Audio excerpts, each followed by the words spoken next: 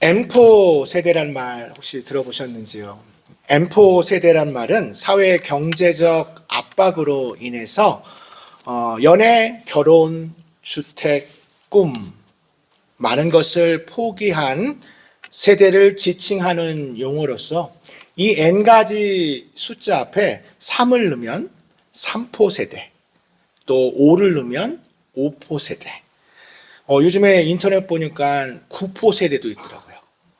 많은 것을 포기한 오늘날 젊은이들이 사회 경제적 압박으로 인해서 많은 것을 포기하는 현상을 표현하는 용어입니다. 무엇인가를 포기한다는 말은 우리 마음을 아프게 합니다. 특별히 젊은이들이 앞으로 비전을 향해, 꿈과 비전을 향해 나아가야 할 젊은이들이 벌써부터 무엇인가를 포기한다는 것은 가슴 아픈 현실이 아닐 수 없습니다. 오늘 이렇게 포기한 젊은이가 나옵니다. 그의 이름은 알 수 없고 그는 예수님의 비유에 등장하는 사람인데, 그 사람이 얼마나 허랑방탕한지 그 사람의 이름처럼 알고 있는, 이름처럼 부르는 사람이 있습니다. 바로 탕자입니다. 탕자가 바로 오늘 주인공입니다. 허랑방탕한 이 젊은이는 돈을 다 쓰고 모든 것을 포기한 상황에 직면하게 됩니다. 아마 신앙생활 오래 하신 분이라면 탕자에 관한 설교를 많이 들어보셨을 것입니다. 또 어릴 때 한 번쯤은 이제 성극 있죠. 드라마로 이렇게 연극도 해보셨을 것입니다. 탕자의 이야기에는 많은 주제가 있습니다. 잃어버린 아들, 그 잃어버린 아들을 끝까지 사랑하시는 아버지의 마음, 또 그렇게 돌아온 막내 아들을 탐탁지 않게 생각하는, 별로 좋게 생각하지 않는 큰아들, 그래서 당시의 바리새인과 서기관들의 그 불만을, 둘째 아들이 돌아온 것에 대해서 아버지가 환영한 것에 대해서 불만을 갖고 있는 그들의 모습 등 많은 주제를 담고 있지만, 저는 오늘 탕자가 아버지에게로 돌아오기 그 직전, 그 전에 탕자가 유혹받은 세 가지 유혹이라는 주제로 하나님의 말씀을 전하고자 합니다. 오늘 설교의 제목은 그래서 탕자의 세 가지 유혹입니다. 탕자에게는 어떤 유혹이 있었을까요? 첫 번째, 탕자가 받은 첫 번째 유혹은 바로 아버지와 멀어지고 싶다는 겁니다. 아버지와 멀어지고 싶다. 모든 일이 잘 해결되고 아무 문제가 없을 때 혼자서도 잘 살 수 있다는 유혹을 받게 됩니다. 그래서 아버지와 멀어지고 싶은 것입니다. 오늘 본문은 둘째 아들, 이 탕자의 말에서 시작됩니다. 한 번 더 12절 말씀 함께 같이 읽겠습니다. 그 둘째가 아버지에게 말하되 아버지여, 재산 중에서 내게 돌아올 분깃을 내게 주소서 하는지라. 아버지가 그 살림을 각각 나눠 주었더니. 둘째 아들이 왜 아버지가 살아있는 동안에 그 재산을 요구했는지 그 이유에 대해서 성경은 나와 있지 않습니다. 그러나 돈을 다 모은 후에, 여기서 돈을 다 모은 후에 그가 한 행동을 보면 그가 왜 아버지에게 돈을 요구했는지 알게 됩니다. 그는 아버지로부터 멀어지고 싶었습니다. 그는 돈을 다 모으자마자 먼 나라로 갑니다. 그것은 무엇을 의미합니까? 아버지로부터 멀어지고 싶어 합니다. 지금까지 누린 부와 축복이 아버지 때문만은 아님을, 나 혼자서도 스스로 혼자서 얼마든지 잘 살 수 있다는 것을 증명하고 싶어 합니다. 아버지와 관계가 필요 없다고 느끼고 돈이 있으면 아버지의 품이 아니더라도 얼마든지 혼자서 잘 살 수 있다라고 생각합니다. 이 유혹, 이것이 바로 탕자가 첫 번째로 받은 유혹입니다.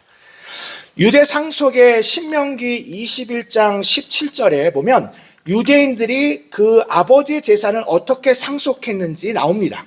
보통은 첫째 아들이 둘째 아들보다 두 배 더 많이 받게 됩니다. 다른 말로 하면 탕자는 그 아버지 재산의 3분의 1을 받게 되어 있습니다.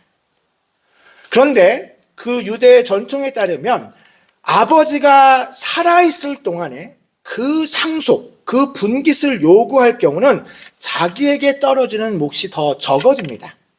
일부 학자들은 아마 탕자는 9분의 1 정도 받았을 거라고 생각합니다. 추측합니다. 왜냐하면 훨씬 더 아버지가 돌아가신 후에 받은 상속보다 아버지가 살아계시는 동안에 받은 상속은 훨씬 더 적어집니다.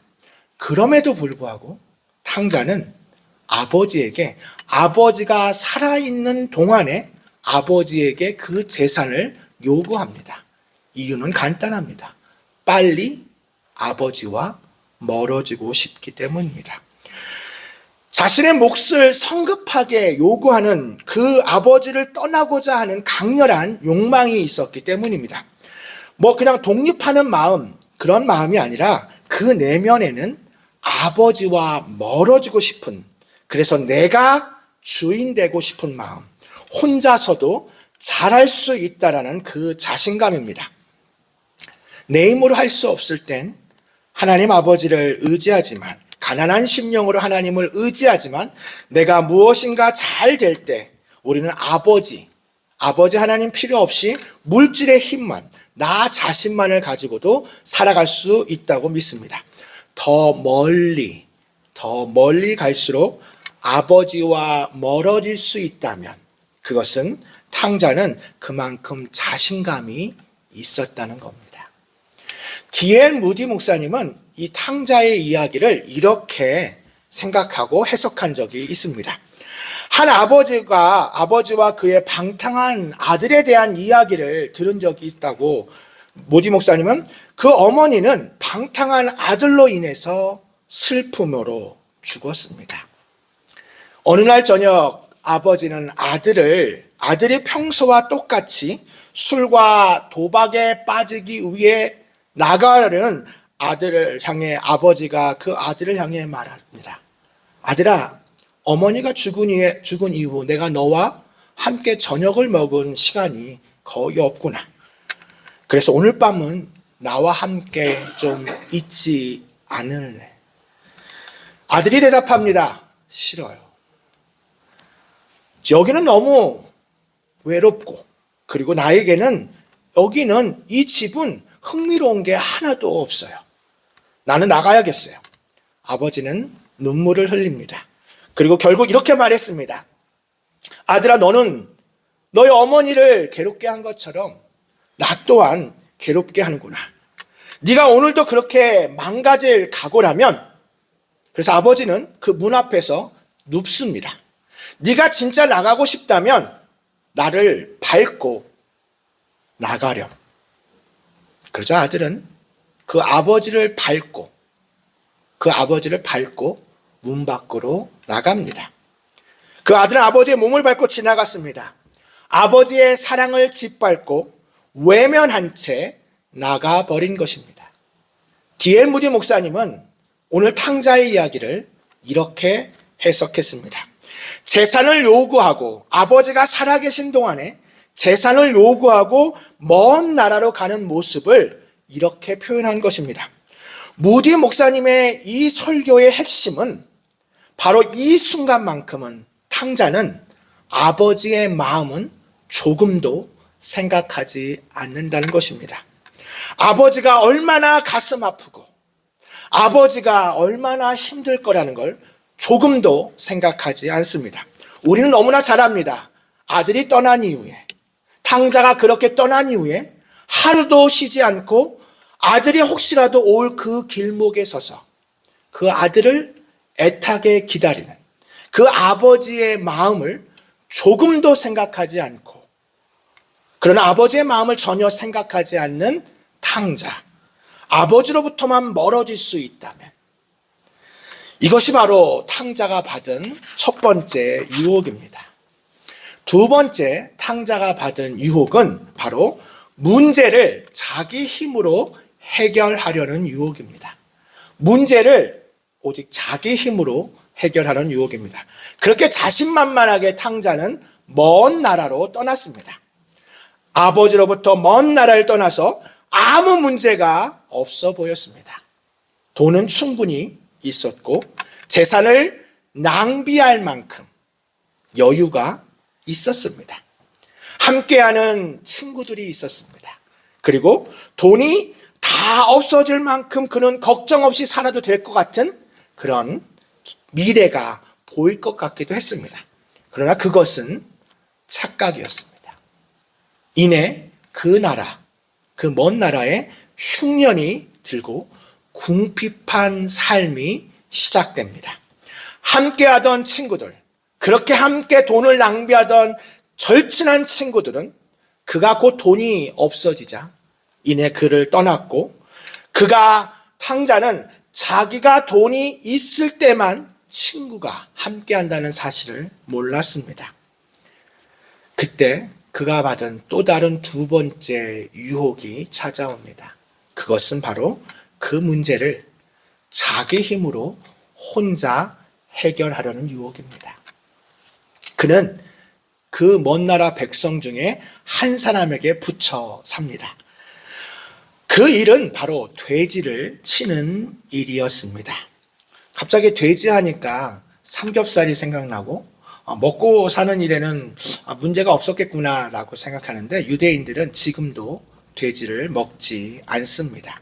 특별히 돼지에게 먹이를 주는 일은 유대인에게는 수치스러운 일이었습니다. 왜냐하면 먹이를 주다가 혹시라도 돼지를 만질 수도 있기 때문입니다. 돼지는 부정한 음식이기에 그 일을 시키는 것은 아주 수치스러운 일이었습니다. 그런 수치스러운 일에도 불구하고 탕자는 내 문제를 내가 해결하려는 유혹을 받습니다. 그런데 문제는, 그렇게 막내 아들은 정말 최악의 상황에 처해 있지만 그 순간만큼도 자기는 내 문제는 내가 혼자서 해결할 거라고 하는 그 유혹에 사로잡혀 있습니다. 우리는 신앙생활 가운데 하나님께 의지하기보다는 내 혼자 힘으로 문제를 해결하는 유혹을 받을 때가 있습니다. 때로는 그것이 내가 기도했는데 응답받지 못했기 때문에 그럴 때도 있습니다. 제프 스트라이트가 쓴 The Power of Persistent Prayer라고 이 책에 보면 이렇게 말합니다. 예수님은 우리에게 항상 기도하고 포기하지 말라고 가르치셨습니다.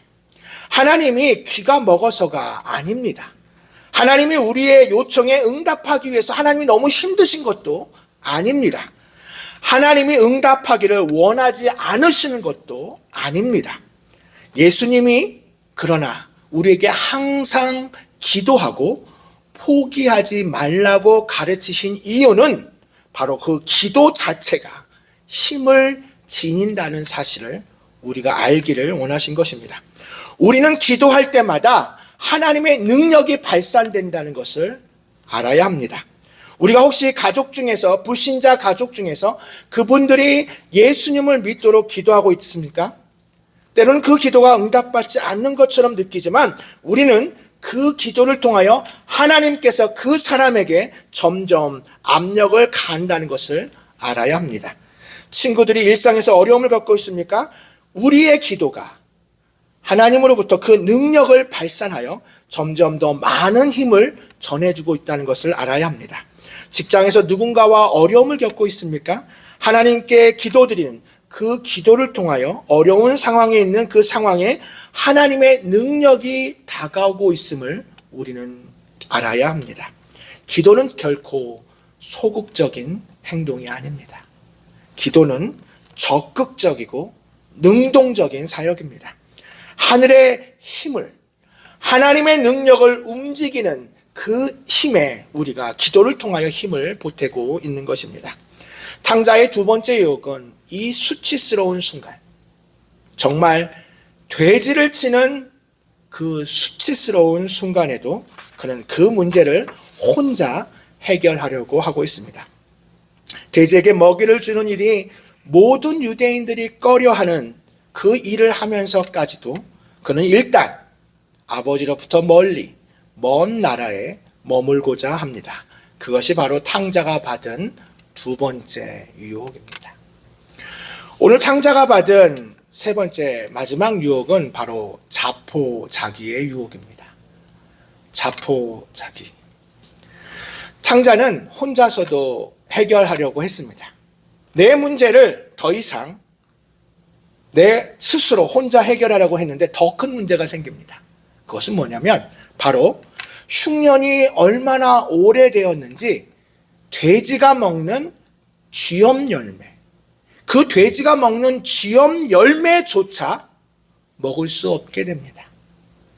내가 돼지를 치는 일을 해서라도 혼자서라도 이 문제를 해결하겠다고 했는데 세상에 돼지가 먹는 열매조차도 먹을 수 없게 됩니다.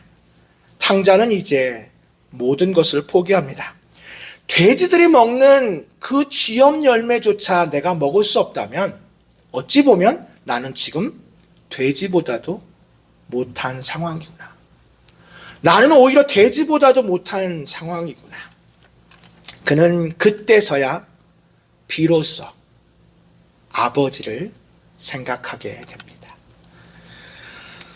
그래, 내가 아버지께 가면 아들이라 여김을 받지는 못하도 그래도 어찌 보면 먹을 수는 있겠지. 아들임을 포기하고 이제는 종으로 살아가겠다는 마음입니다. 결국 어찌 보면 탕자가 아버지께 돌아가는 것은 잘한 일이지만 결국 탕자는 아들임을 포기한 겁니다. 그의 존재를 부인한 겁니다.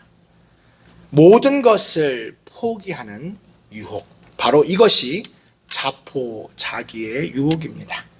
종으로 살아간다는 것, 아들인데 내가 이제 종으로 살아가겠다. 이것은 자포자기입니다. 자포자기란 이 말은 원래 사전적 의미를 보면 절망의 상태에 빠져 자신을 버리고 돌보지 아니한다는 의미가 바로 자포자기입니다. 그런데 원래 이 자포자기의 말은 맹자가 한 말인데요. 원래 그 뜻은 우리가 사용하는 의미와는 조금 다릅니다. 맹자는 자포자기란 말을 어떻게 표현했냐면 말로써 예의를 비방하는 것, 말을 함부로 하는 것, 그것이 바로 자포이고 내 몸을 스스로 어진 것이나 또는 의를 말미암을 수 없다라고 하는 것을 바로 자기라고 말했습니다. 스스로 해치는, 스스로 마음을 해치고 그리고 스스로 버리는 자는 함께 진리를 행할 수 없다. 이게 바로 자포자기입니다. 조금 더 쉽게 말씀드리면 자포는 예의가 없는 말을 하는 것이며 그리고 옳은 길을 가지 못하는 것이 자기입니다. 지금 탕자의 말이 바로 자포자기입니다. 어찌 보면 사람들은 이렇게 말합니다. 그래도 염치는 있구나. 탕자가 염치는 있으니까 자기가 아버지의 관계를 그렇게 말했지. 그런데요, 이 말은 자기 스스로 아버지의 관계를 저버리는 겁니다. 아버지는 여전히 탕자를 아들로 생각하고 여전히 아버지는 그 탕자만을 기다리고 있는데 탕자는 자기 스스로 그 간절히 자기를 기다리는 그 아버지의 마음을 짓밟고 자기가 원하는 대로 말하고 그리고 마지막까지 탕자는 마지막까지 아버지의 마음은 안중에 없습니다. 아버지의 마음은 전혀 안중에 없습니다. 그냥 자기가 하고 싶은 말을 하는 것입니다. 하나님 아버지의 마음, 우리가 생각하는 하나님 아버지의 마음, 히브리서 13장 5절 말씀에 우리 한번 자막을 보면서 우리 함께 히브리서 13장 5절 말씀 같이 읽겠습니다. 돈을 사랑하지 말고 있는 바를 족한 줄로 알아. 그가 친히 말씀하시기를 내가 과연 너희를 버리지 아니하고 과연 너희를 떠나지 아니하리라 하셨느니라. 아멘.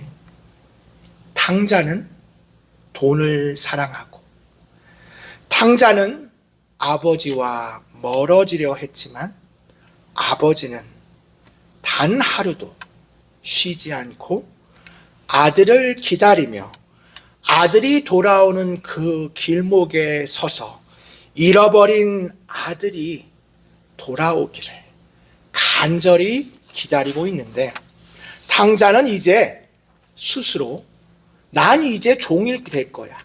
난 이제 종으로 살겠다고 스스로 아들임을 포기합니다. 여러분 해리포터 시리즈 좋아하시나요? 해리포터 시리즈에 보면 해리가 이제 어릴 때 시절로 첫 번째 이야기는 해리의 어린 시절의 이야기에서 시작되는데 해리는 사실 어린 시절에 사랑받지 못하는 고아로 가족을 다시 만난다는 그런 것을 위해 무엇이든 그 아버지와 어머니를 다시 만날 수 원하는 그런 항상 존재로 이제 해리포터는 자라고 있습니다. 그러나 그의 부모는 이미 죽었습니다. 해리포터의 부모는 이미 죽었습니다. 그런데 부모가 이미 죽은 사실은 그 해리포터의 판타지 소설에는 그렇게 큰 문제는 아닙니다. 그런데 해리포터가 어린 시절에 악랄하고 강력한 그 볼드모트라고 하는 그 사람은 네 영혼을 팔고 그리고 네 영혼을 나에게 팔면 모든 것이 다 모든 꿈이 이루어질 수 있다라는 유혹을 해리포터는 받습니다. 그렇다면 해리는 무엇을 선택했을까요? 해리포터는 볼드모트를 저항하기로 결심합니다. 그것은 자신의 어찌 보면 가장 깊은 소망을 포기해야 하는 것이지만 그는 그것이 올바른 길임을 알고 있습니다. 사랑하는 성도 여러분, 탕자는 마지막까지 아버지의 끝없는 사랑을 알지 못했습니다. 그래서 그는 자신이 더 이상 아들로서 자격이 없다라고 느꼈습니다. 그렇지만 그가 그렇게 모든 것을 포기하는 그 마지막 순간에 그가 한 가지 잘한 것이 있다면 바로 아버지에게로 갔다는 것입니다. 바로 여기에 우리의 희망이 있습니다. 바로 여기에 우리의 희망이 있습니다. 여러분이 지금 아버지 하나님으로부터 얼마나 멀리 있는지, 아버지로부터 떨어져서 얼마나 멀리 있는지, 그리고 어떤 삶을 살았는지, 그리고 모든 것을 포기한 자기의 상태여도 이제 그 마지막 유혹 가운데도 우리는 한 가지를 선택해야 합니다. 그것은 바로 아버지께로 돌아가는 겁니다. 아버지께로 나아가는 것. 하나님 아버지, 우리 그 아버지께 나아갑시다. 우리 하나님 아버지가 우리가 어떤 상태였어도 두 팔 벌려 안으실 것입니다. 사랑하는 성도 여러분, 여러분은 우리 아버지 하나님이 이제 어떤 분인지 이제 잘 알고 있습니다. 그런데 무엇을 포기하겠습니까? 기도하겠습니다. 사랑의 하나님, 우리도 때로 탕자처럼 유혹을 받을 때가 있습니다. 하나님 아버지와 멀어져 혼자 힘으로 해결하려고 하고 그리고 포기하고 싶을 때도 있습니다. 그러나 우리 주님은 끝까지 우리를 포기하지 않으시고 기다리시며 우리를 사랑하심에 감사드립니다. 탕자가 그 모든 유혹 가운데서도 그래도 마지막 아버지 곁에 다시 걸어온 그 발걸음처럼 우리도 아버지께 한 걸음 나아가는 우리의 삶이 되게 하여 주시옵소서. 기도하고 낙심하지 않게 하시고 때가 되면 주님께서 더 크게 역사하심을 믿고 늘 순종하며 아버지 곁에 머무는 우리 모두가 되게 하여 주시옵소서. 예수님의 이름으로 기도합니다. 아멘.